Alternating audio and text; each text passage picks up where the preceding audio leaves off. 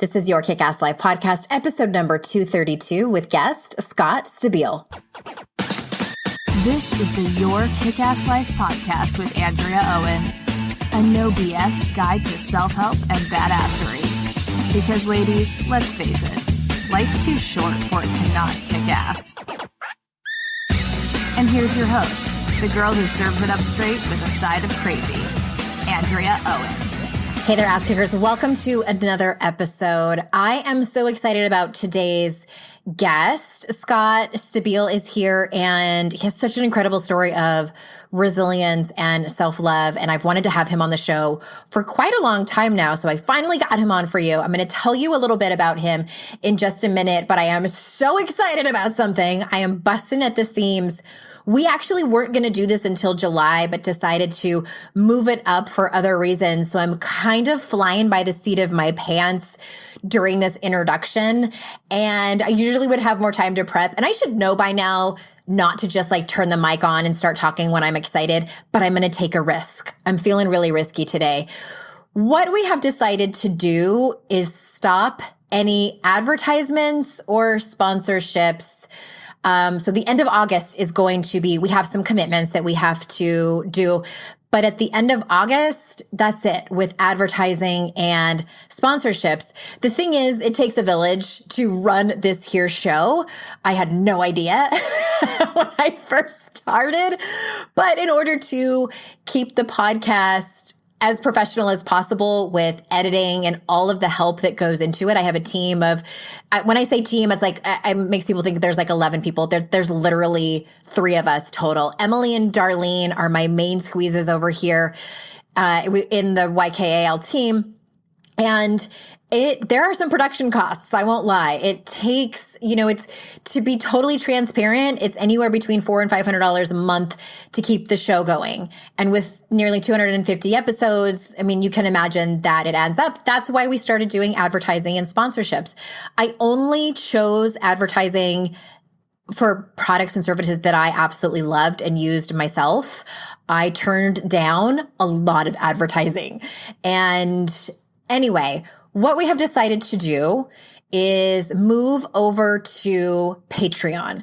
Some of you may have already heard about it. You maybe are patrons for other podcasts, or I don't even know, like there's all kinds of like artists and things that use Patreon. I subscribe to a couple of different podcasters and writers myself to support their work. And talking to the team about it, we decided that this would be something that we're going to try out. What that means is that you can become a patron to the show for as little as $1 an episode. And there are only 3 options. It's either $1 an episode, $2 an episode, or $4 an episode. With each of those tiers comes bonuses and perks. So today, as this comes out, it's June 6th. If you are one of the people that listen to it the day it comes out, most likely you are not. But we are officially opening the Patreon party on June 11th, which is actually the anniversary of my 10 years of blogging. Isn't that fun? We're opening it on June 11th. And if you sign up before the end of the month, on or before June 30th, there are extra bonuses for y'all. I'm not going to list them over here. You can go over to patreon.com/YKAL. That link, of course, is in the show notes. Patreon.com/YKAL, where you can read about all of the bonuses. I am giving you a class that has 4 audio lessons in it. So much value, you guys. I'm giving it all to you for people who sign up before the end of the month. If you're listening to this late and you missed that deadline, there's still a ton of perks if you become a patron. There are things like I'm going to do a monthly Ask Me Anything video where me and my dog Giselle will be on live, and you can literally ask me anything, and you can catch the replay if you can't make it live. There are perks like getting the podcast a day early. I am going to take Q&A episodes from patrons. So if you have a question that you think would be great for the podcast, come and be a patron. And I'm going to start doing those once a quarter, the Q&A episodes, which by the way, those are my most downloaded episodes, the listener Q&A episodes. You'll have your opportunity to have your question answered on those episodes. I'm also going to, like, if I have a guest coming on, like a well-known guest, and you know about it, and I'm going to tell you guys ahead of time, hey, so-and-so, Michelle Obama is coming on the podcast. What do you want me to ask her? Hey, it could happen. Or something like that. So it's giving you the opportunity to be a part of the show. And I'm sure that I will come up with more ideas as time goes on about how my patrons can be a part of the show.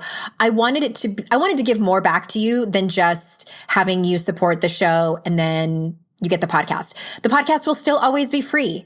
If you decide not to be a patron, that's totally fine. You can still get the podcast for free, but we are moving over to this platform so that the show can be supported, so my team can be supported, and we don't have to have advertising and sponsorships anymore. So I feel like it's a win-win for everyone.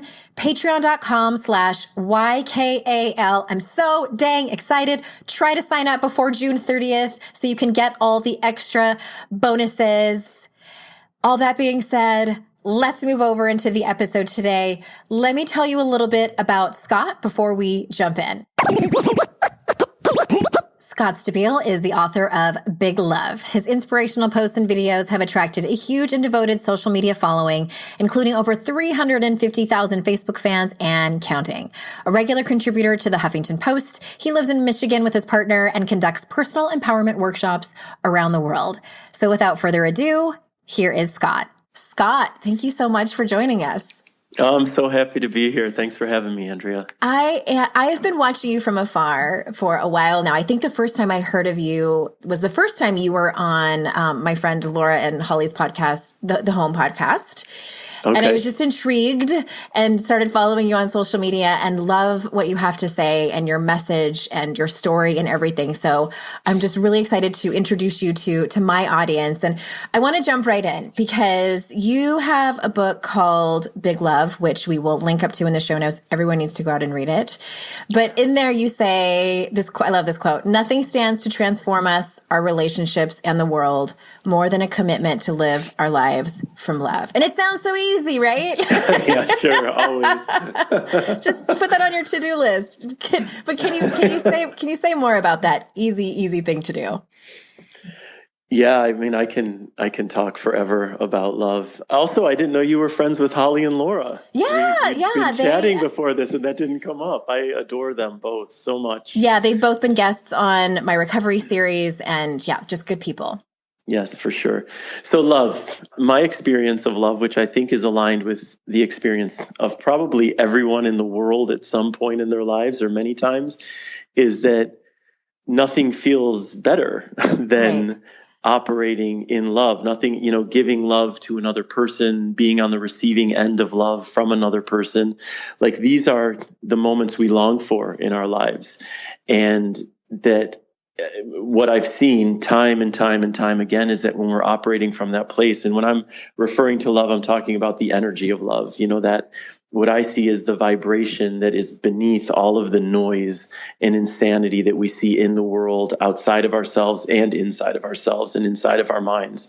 So beyond all of that, when you peel away all that busyness and craziness, all that's left for me is this pure energy of love. And when we're living our lives from that place, we are only contributing in a positive way to our lives and to the lives of everyone around us. So it's not easy.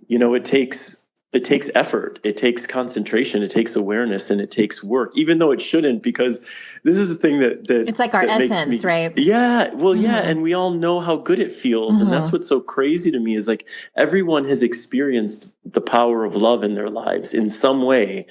And we all steer away from it still, even though we know, like, my God, when I'm coming at life from this place, everything changes, and when I speak about love, because it can sound really airy-fairy, or it can sound esoteric, like, what are you really talking about with love? When I'm talking about love in action, I'm talking about how do you start your day when you're looking in the mirror, and instead of the self-abuse and criticism, and you're too fat, and you're too short, and you're too this, and you're too that, when the moment you have awareness around that self-abusive dialogue, can you shift it then to kindness and to loving thoughts toward yourself?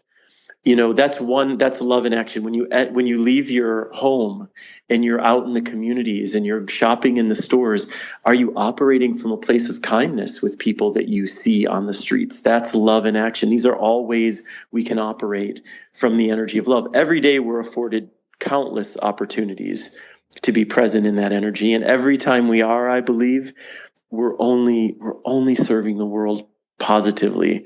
It's only when we add all the conditions to love, which then it's not love. When we, I love you if you know what I mean? Like when we add those conditions, or I will, or I love myself if.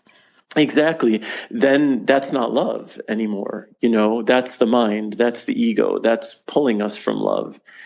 So that's the whole essence with Big Love.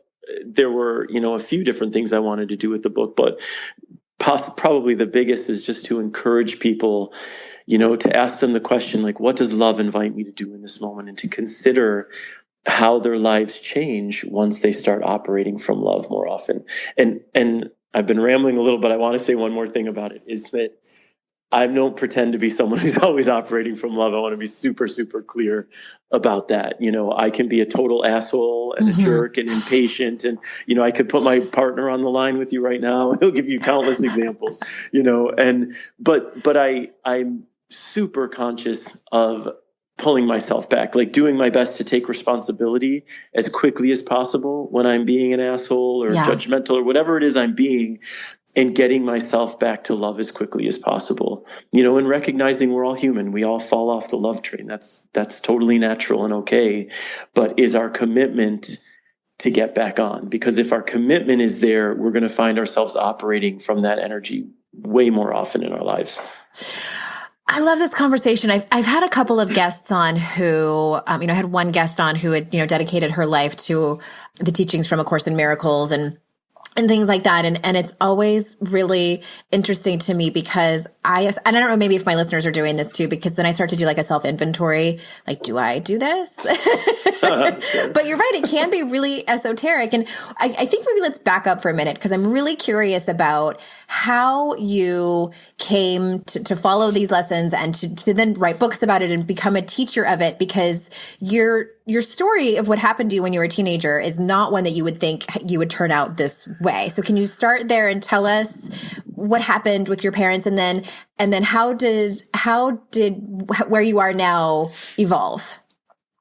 Sure. Well, when I was 14, my parents were shot to death at their market in Detroit, which obviously completely uprooted my life in every way possible, and my siblings. I, at the time, was the youngest of 7 kids. One of my brothers has since passed away.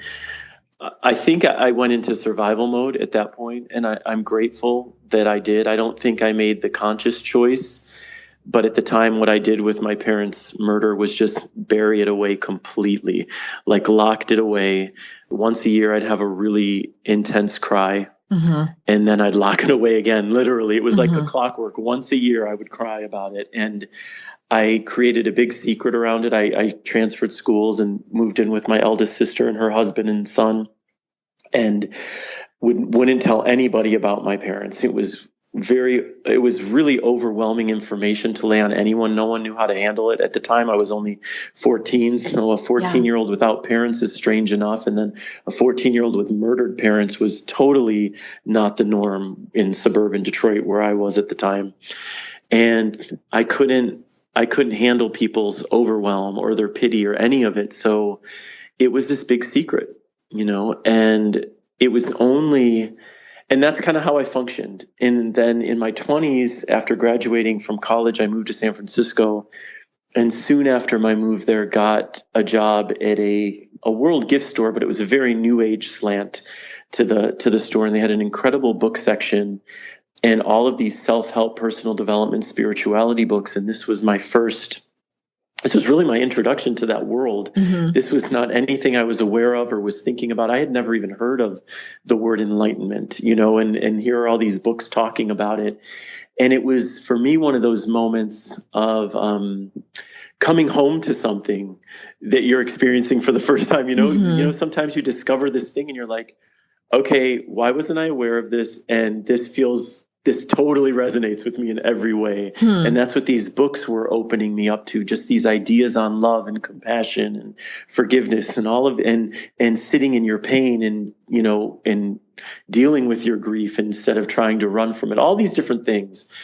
And that was really and I started meeting a lot of people who were working at this store, and they were all like these really loving, peaceful people. And they weren't talking about career goals in terms of money and power and things like that. What they were talking about was like wanting to be as loving as possible, wanting to become enlightened, wanting to be as peaceful as possible. Like these were their life's goals. And I'm like, this is amazing. This is beautiful. Yeah. Okay. I have another question. I'm going to stop you for a second. Please. Because these people, did you seek them out? Did you think to yourself, I really want to have in my life these types of people? Or was it just like accidentally, like I'm using air quotes, like how did that happen?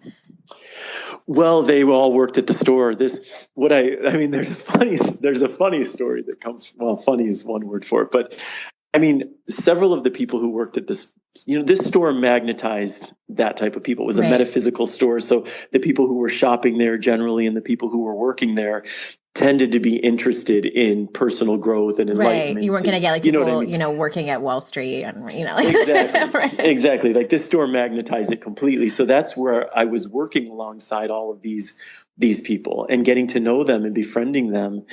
The funny story, which we may get into at some point or not, and it's fine either way, is that several of them actually ended up having a spiritual teacher and being a part of a cult that I ended up becoming a part of, which is a whole different story. But at the time, this was a beautiful, incredible thing, and it was really opening me up. And what I was starting to discover was that I have not really dealt with the loss of my parents as well. I shouldn't say I haven't dealt with it, because we deal with things however we deal with them. Mm-hmm. But I knew there was room to really feel and grieve in a different way than I had allowed myself to do. I knew that I hadn't really let myself cry and rage over losing my parents for years. At the time, now I'm like 24, and I lost them at 14, and had never really just let myself melt into the feelings of that loss. And what I also recognized was that because I hadn't, it had also prevented me from really establishing the deepest possible connections with people, because I had built such a big secret around my loss and my grief. And I had shut myself down from feeling. I'd created so many walls around it that I hadn't really allowed people to know me, fully. Mm-hmm. And we all do this in our own different, everything I was doing there isn't what we all don't do in our different ways. But this was my first time that I was bringing awareness to it and seeing how the choices I had made around grieving my parents, how it had limited my life, and that I could make different choices. And what I was also seeing at the same time through reading and through the people I was meeting is that what I connected with the most was that I wanted love as the guiding force in my life. At the time, I went to a lunch with the manager of the store, who had become a very close friend. And we were out at lunch one day, and I was sitting there and I was bitching about some friend. I was in a fight with some friend, and, bitching and blaming and all of this stuff. Mm-hmm. And she just kind of looked at me and put her hand on mine. And I remember this so vividly. And she just said, "Look, Scott, there's no justification for lack of love. Period. There's no justification for lack of love." And you know how you can be given information or messages, you can see the same meme 1,000 times, in different words, but there are moments when the planets are aligned in such a way, you're open in such a way, and things are worded in such a way that you receive that information differently. And that was one of those moments for me in my life. That message entered me and I got it. I understood that if I'm operating outside love, I'm in my head. Mm-hmm. If I'm trying to justify not being kind and loving, I'm in my head. That's all the ego's work. And please go ahead. Well, kind of indirectly related. What I hear a lot from my audience is this sort of stress and anxiety and panic, if you will, about finding their life purpose. And I'm always saying your path is your purpose. You don't have to have this thing, this tangible thing that is your purpose. And when you were saying all of that, my question is, do you feel like that is your life purpose, to live your life from a place of love? I would say it's one of them. I've always, the idea of finding purpose has been one of, honestly, the biggest stressors of my life. And it caused me so much misery, feeling like I wasn't aligned with my destiny. I didn't know what I was here to do. And honestly, I think that's all bullshit and nonsense. Like it doesn't matter. Do you know what I mean? Like, so when you ask me that question, I feel like right now in my life, the truth is yes, because I feel like love is that important. But saying like, I want to be a loving person, that's a lot of people's purposes in a way. Like, I think in how that's going to manifest in my life is what I'm less worried about. And that's what used to always, just kill me. It's like, I know I want to be a loving, kind, good person. Okay. What does that look like? Other than just showing up that way. You know what I mean? And recognizing that, so I don't believe we have to know our passion and purpose. And I think if you're someone out there listening who's really worried about that and really wanting to know but don't, I would just encourage you to get more curious in your life, because I think that it's very hard to put the pressure of finding our passion on ourselves. But I think it's very easy to explore those things we're curious about, because we may not know what we're passionate about, but you're likely to be curious about a lot of different things. I totally agree. Explore through your curiosity, because so often the things we're curious about, we give them a little time and attention, and suddenly we find that path of curiosity is leading us into something that we feel more passionate about, but the more pressure we put on ourselves to have a clear purpose and to know what our destiny is, we can't really know that. Things are changing all the time. All we can really do is consider, like, where am I going to find meaning right now? Or what brings me joy? What's making me smile? What's making me laugh? Or what's not boring me? You know what I mean? Just like live your life. It can cause so many hangups. And I don't know if you're familiar with the late Angela Arian. She just a very, very wise human being. And one of the lessons and teachings that she had was called the 4 addictions. And one of them was that we as humans are addicted to the need to know. And this is a great example of that. We have this feeling like we need to be able to name it. We need to know what it is. And again, one of the downsides, I think, to our giant human brain that we have, we want to make meaning of things. Like, we love story and to be able to label it. And then 2, I think it also kind of screws us up, because we see people in personal development who are, that's what I get from people, is they're like, oh, it's so great that you're living your purpose. And I'm like, is it? Yes. Like, I don't know if this is. So I let it go. Exactly, It may be, maybe not. I don't know. I think all you need to know is, like, are you fine with what you're doing right now? Like, do I have joy? That's the thing I encourage people to consider, is like, make choices that are aligned with what feels good. Like, if you're finding yourself making a lot of choices in your life that don't really feel that good, I would consider, why are you making those choices? And if you find and focus on the ones that do feel better. That's where I feel like we're really empowered to create profound change in our lives, is simply by paying attention to the choices we're making and how those choices make us feel, and give our attention more to the ones that feel better, then you know what I mean? And like, who knows what your purpose is? And maybe, and also I think there are people listening who probably feel that they are living their purpose, and that's beautiful too. I think it's all, if that's how you feel about your life and that feels good to you, wonderful. Like, I'm super greedy, honestly, when it comes to feeling good. I'm like, if you need to know your purpose and you found it, beautiful. If it's stressing you out, let go of the need to know. Beautiful. Like, whatever works for creating a more peaceful life for yourself. I'm interrupting this episode to let you know about one of our sponsors, Care of.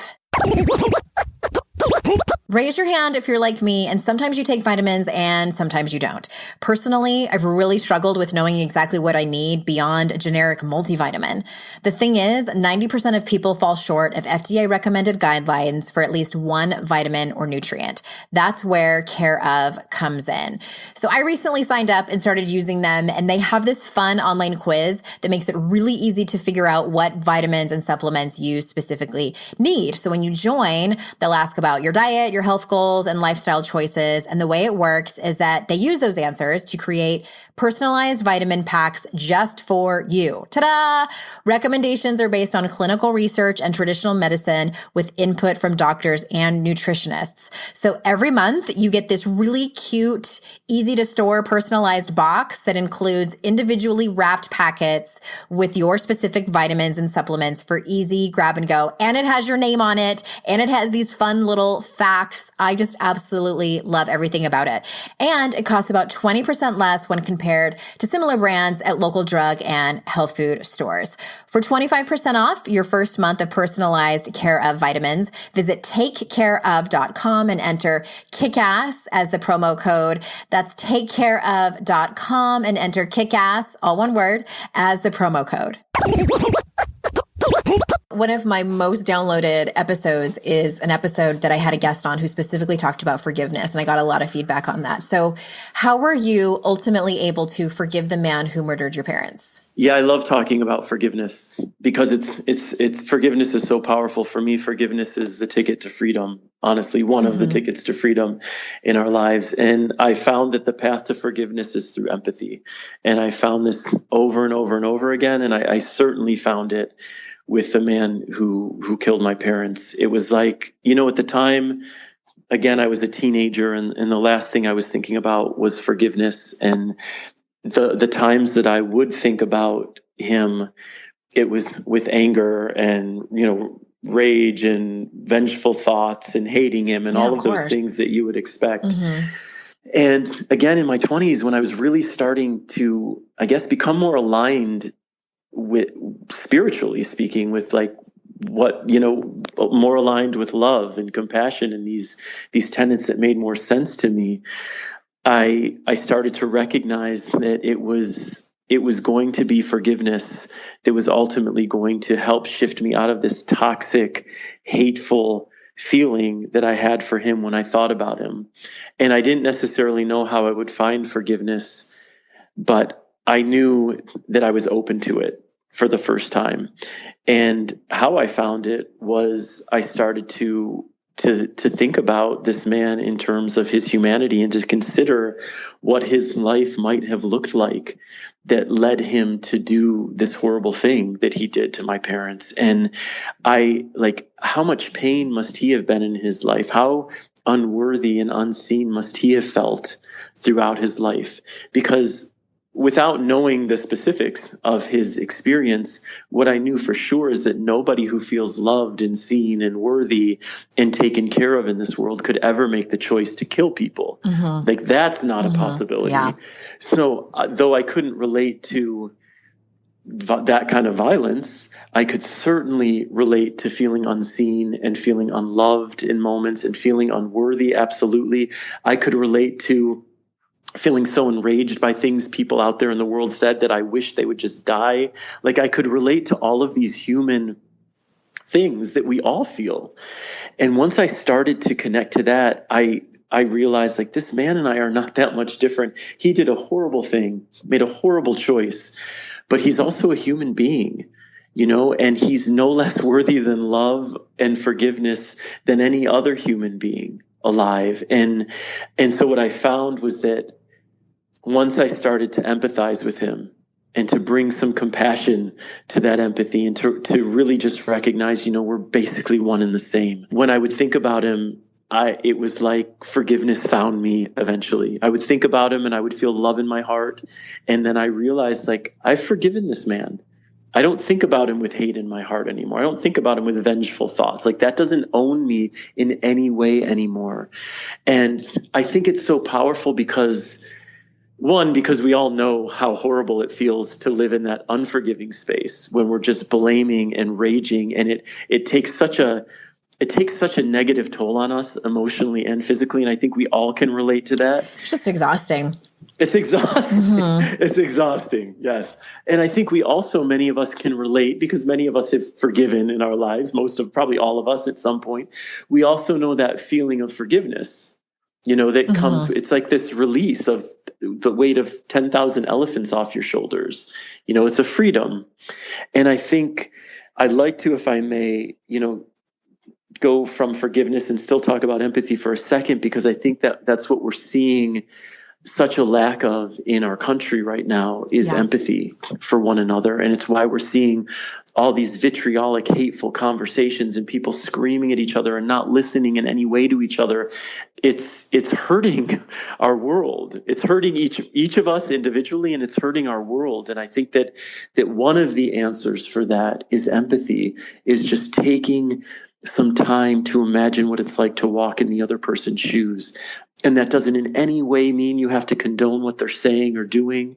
You can still, make your point with clarity. You can still oppose what they're saying, but can you do it with empathy? Because when we show up to dialogues with empathy, I found it's impossible to show up with hatred in your heart. And if we can remove that hatred that we're seeing, it creates a pathway for conversation that actually stands a chance of moving our country forward, in love, in compassion, at the very least, in civility. Yeah, at the very least in civility. And what I was going to say is empathy and compassion, yes, and boundaries. Yes. Hallelujah. Because I think my people tend to be a little dichotomous in their thinking, and black or white. It's like, oh, I either, I'm compassionate and empathetic towards all of these people, and then I turn into a doormat.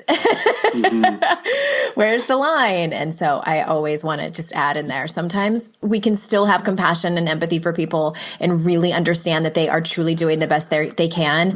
And perhaps to us, that best is intolerable.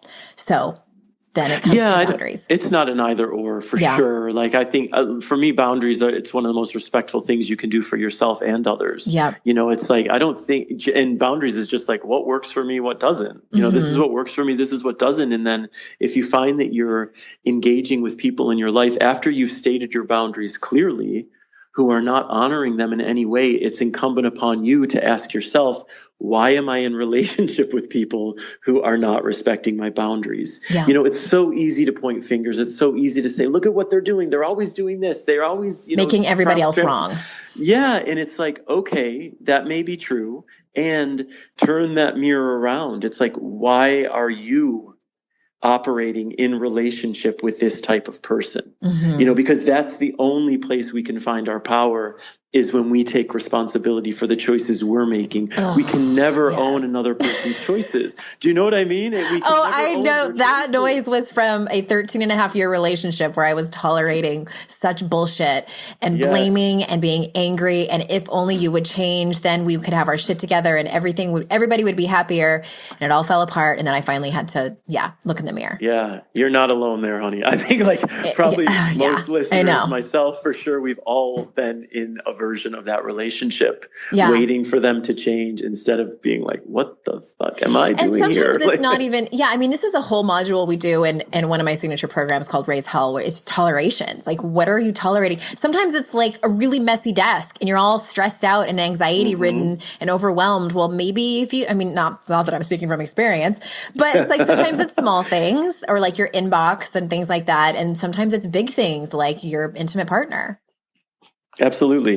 And the small things matter. I really believe this. There's a chapter in the book it's called Tea Time, and it's all about self-care. And the example I use two examples that seem so minor. One was from not timing my green tea and always drink, because if you oversteep green tea, it tastes like shit, and always drinking these bad cups of green tea because I wouldn't time them, and finally just taking 15 seconds to time my tea.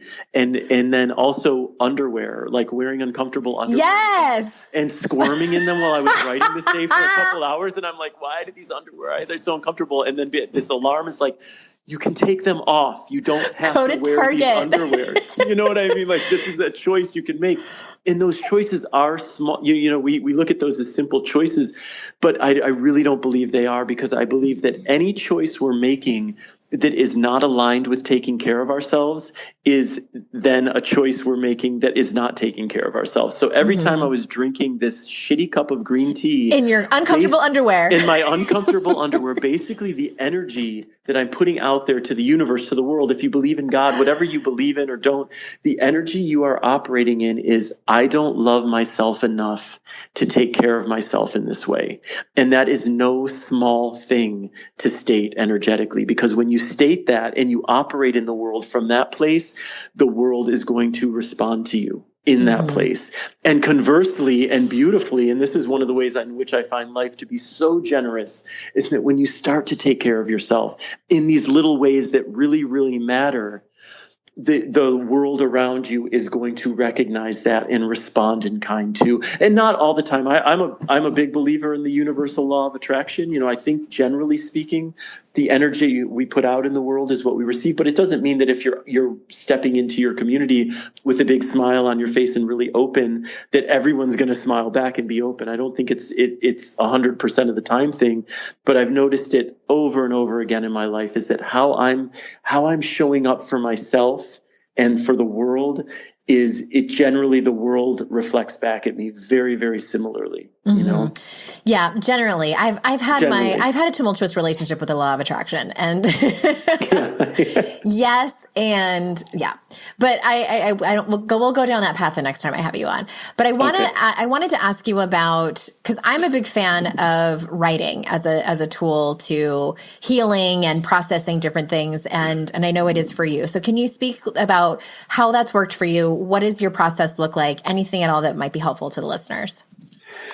Yeah, I mean, my process is all over the place, but I'll speak first to just writing as a powerful tool. I'm doing a workshop right now called Writing Yourself, WRITING, Writing Yourself, because if you know how to write, then you're a writer. And if you use writing as a tool for your healing and self-exploration, you are going to be doing an amazingly powerful service for yourself. Because in my experience, it's like something comes through in writing that doesn't come through anywhere else. If you're, let's say you're really frustrated by something that went on between you and your partner, and you're thinking it and you're replaying it in your head, and you're going through it, and you're basically replaying the same thing over and over and over.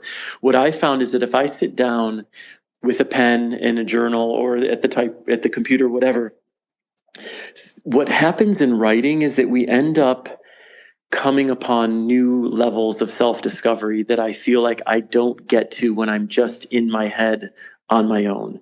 Like, there's something that happens in the process of writing that has opened me up to so many different paths and avenues that I hadn't considered and hadn't thought about. It's like this, it's like magic, really. And it doesn't happen every single time I sit down to write, but also I found that there's the other powerful thing that happens for me in writing is it's an energy release. So when we're sitting on all of this anger or sadness or whatever it is that we all sit on instead of feeling, because we live in a world that's so afraid to feel their feelings, which is in such great part why people are numbing themselves with alcohol and drugs and TV and social media and food and all these different things, because I feel like we're so afraid to just be present in the discomfort of life when it's uncomfortable.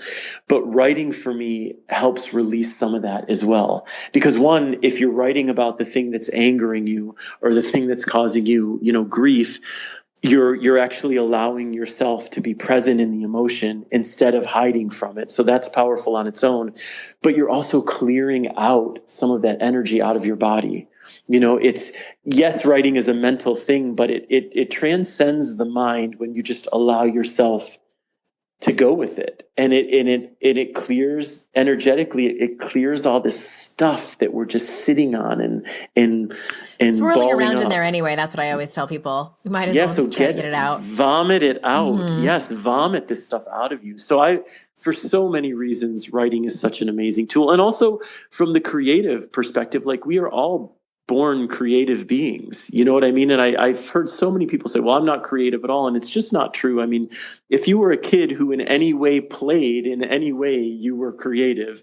Right. And that's still within us. And our creativity is a powerful energy to play with. So what you're likely to find in your writing, if you're just sitting down, as far as a daily exercise, if you sit down, set an alarm for 10 minutes or 20 minutes and just allow yourself to freeform write, like not lifting the pen off the paper, just going stream of consciousness, whatever you're feeling, thinking, whatever, even if it's just, I don't know what to write, I don't know what to write, I don't know what to write. Eventually you're going to get to some stuff. And you're going to see that you're going to get to some stuff that might serve your healing, or you're going to get to some stuff that ends up serving your creativity. Yeah. So you can't lose. See, everybody? You can't lose. No, it's so powerful. Really. Well, I agree with everything you said, especially, the numbing part. And it's really interesting to me. And I've experienced this too, even a little bit, but how I get a lot of high achievers who go and do. And I had one client in particular, it was probably a couple of years ago, and I gave her the assignment. It was probably maybe like October, a couple of years ago. And I said, I don't want you to have any more projects for the rest of the year. Like no home projects, no nothing. And it wasn't about her not doing anything. It was more like sitting in that discomfort of not doing anything and just see what comes up. It's not that I was asking her to like purge all the feelings. It's just, and that was excruciating for her and all of the things that came up. But I agree with you. I sometimes don't understand, as someone who grew up in a family where vulnerability was not encouraged. We did not have vocabulary and words for feelings. So if you had anything other than happiness, then you go do that in your room by yourself and come out when you're done. My dad struggled with anxiety and depression, and I didn't know how to do that. And so became the queen of numbing everything out. For me, writing is the only way I can process things. Even sometimes talking it out doesn't help. I agree. It's helpful, but I feel like I'm just sort of like retelling stories or articulating. I guess what I'm trying to say is that for me, I'm able to dig deeper within the feelings rather than just saying them out loud. Absolutely. Yes. And that's the thing for all of you listening who are writing on your own already or inclined to start in some way, it's when you're feeling uncomfortable and when you're feeling the most resistance is when if you can, that's really when you got to keep going. Yeah. Because resistance is such a beautiful sign of growth for me, because it's when you're resistant, that's when the juice is happening. That's when you're really getting to the good stuff that's going to take you where you want to go on your path, but you've got to get beyond the resistance, And so I found in my writing so often I'm circling like hawks. That's how it feels, or like vultures. Like I'm circling in the sky and I can see down there what the thing is that I have to dive into. But it's only when you take that dive into it that you're like, oh my God, what a gift this was. Yeah. But it's hard. It is hard. I think that I love that you said that like anybody's a writer, because I totally believe that to be true. You don't have to be a blogger or an author or have gotten even A's in English or anything or have good grammar. Just anybody's a writer. Just start. Just start.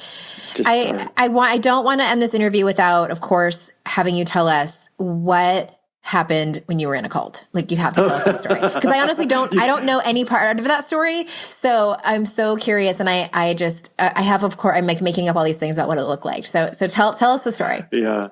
Yeah. You can't, it's hard to drop the cult reference without wanting to go back to it. Well, it definitely was a cult, but it's not like the Jim Jones, Charles Manson type cult. It wasn't that insidious. It certainly wasn't violent in that way or anything like that. But it was, I started working with this guru, because I had befriended all these people. They all had a teacher.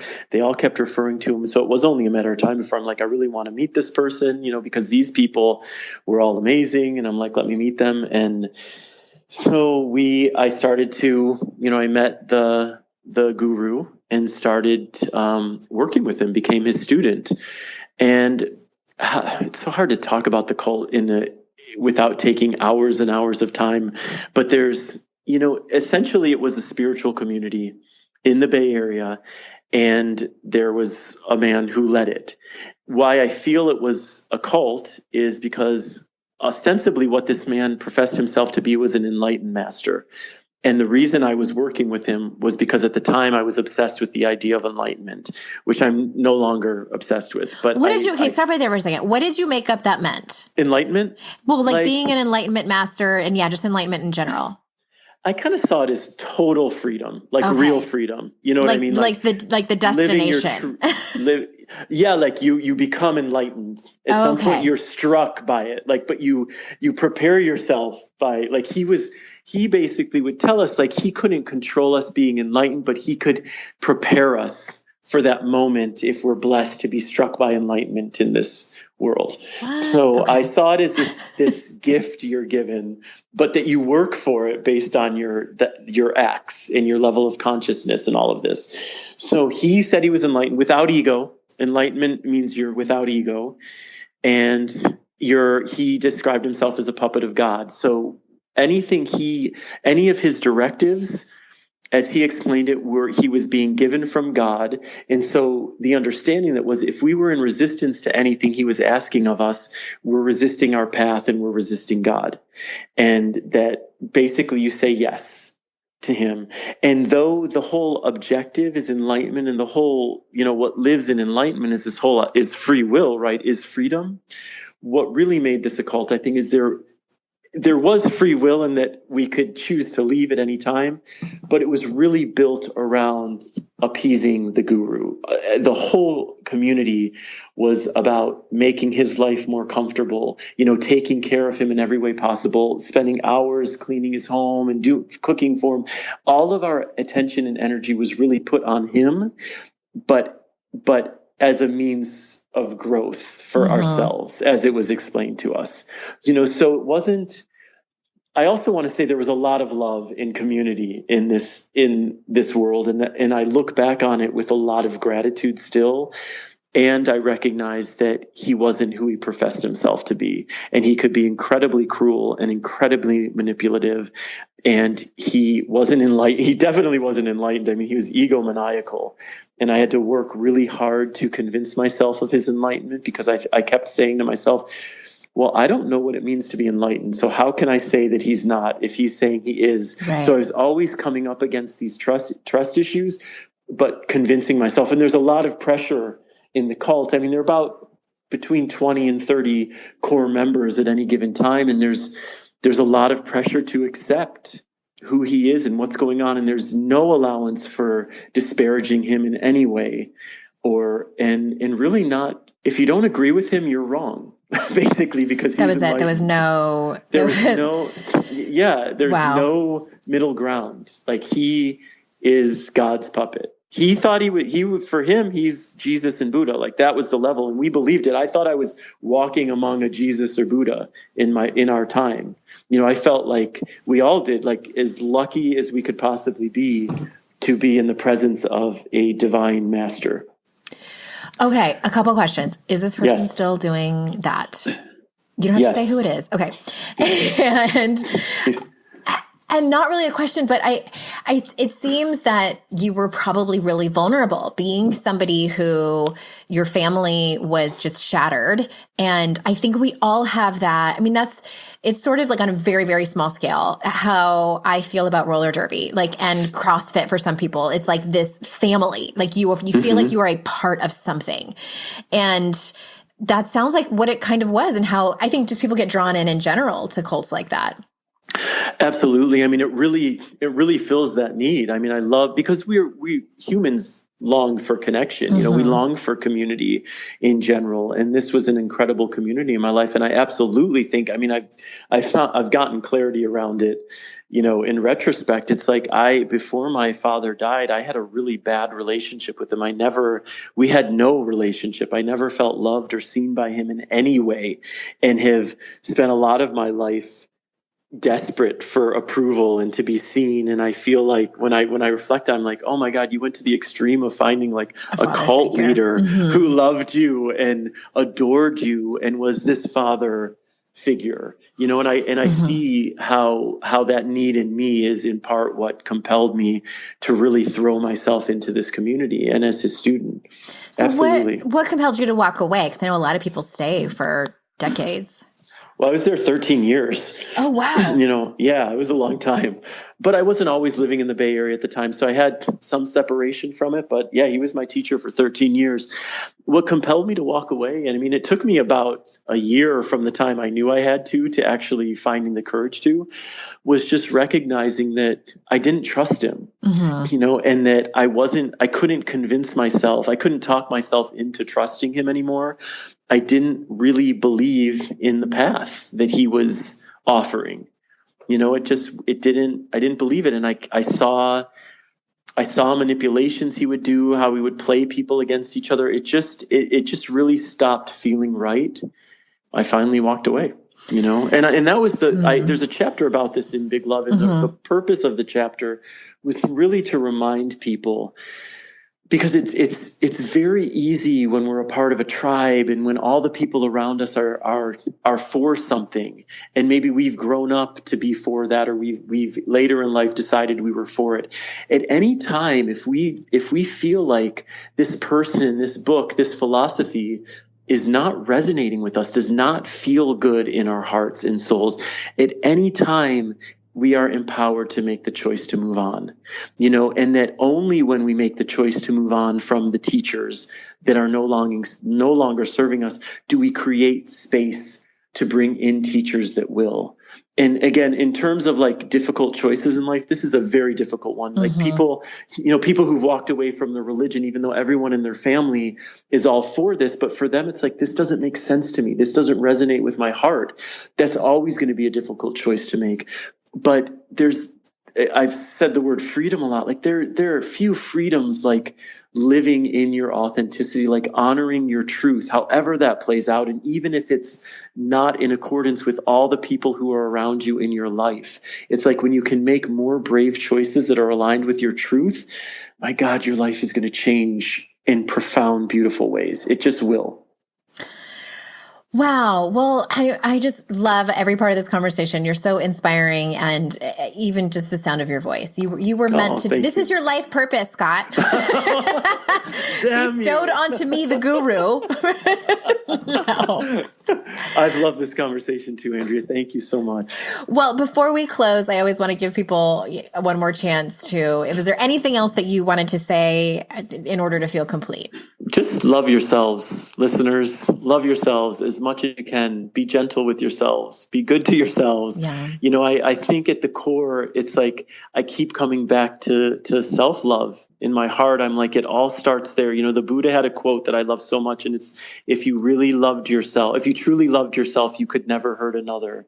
And that's really what I believe, is that when we are aligned with love for ourselves, that's what we have to offer the world. It makes everything easier. Loving ourselves isn't easy necessarily, but with practice, it becomes easier. With awareness of the times that we're being self-abusive and critical, when the moment we're aware of it, we can shift that dialogue. We can offer some love to ourselves in those moments. How are we taking care of ourselves? Are we making time to do the things that bring us joy? These are all ways to love ourselves, and that will, it makes the biggest difference, I think. Absolutely. So I'll leave it there. Yeah. No, it's a great rally cry, and I love it so much. I thank you so much for your time, and I thank you, listeners, who show up every week to come here and spend some time with me. I know that your time and space is very valuable, and I do not take that for granted. Thank you so much, and join us next week for another interview. And until then, I will see you out in cyberspace. Bye-bye.